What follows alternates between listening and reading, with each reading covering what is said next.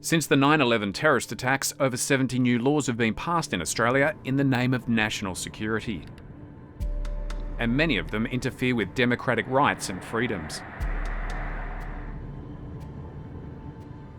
As Australia's security state has expanded in response to the war on terror, so too has Australia's state of secrecy. More government documents are being classified, more journalists are being monitored, more whistleblowers are being charged. It begs the question, where do we draw the line between national security and the public's right to know? A series of police investigations and raids has brought this question into sharp focus. Tonight, the ABC's Sydney headquarters raided by the Federal Police. In June, a team of Federal Police raided the ABC's Sydney headquarters over a series of stories alleging killings of unarmed civilians by Australian soldiers. This came a day after a News Corp journalist had her home searched by Federal Police after breaking a story about increased surveillance powers. Do you think it's right to be going after the media like this? The raids gained international attention. Australia's Parliament just launched an inquiry into press freedom after police raided Sydney headquarters of the ABC News channel, alleging that classified material was used in a report on killings by Australian forces in Afghanistan.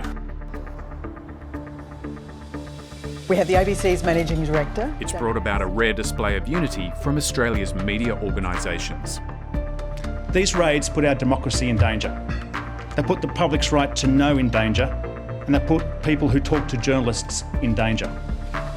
Much too often these days, the words national security are conveniently invoked as a means of shutting down the flow of information and debate on often what are spurious grounds.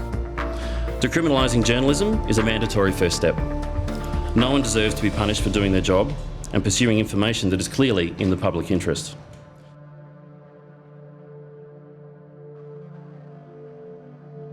I fear we're living in very dangerous times here in Australia. There is clearly a reduction in civil liberties. Whistleblowers are being pursued in the courts. Journalists are being raided.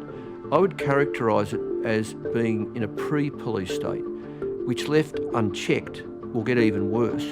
And one day we'll wake up and wonder how on earth we got here.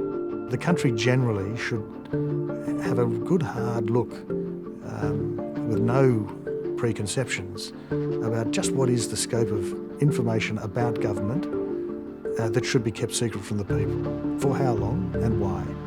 I think that for far too long there has been this notion that very few people will decide what's good for us to know and what's good for us not to know, and I for one am not prepared to give them a blank cheque.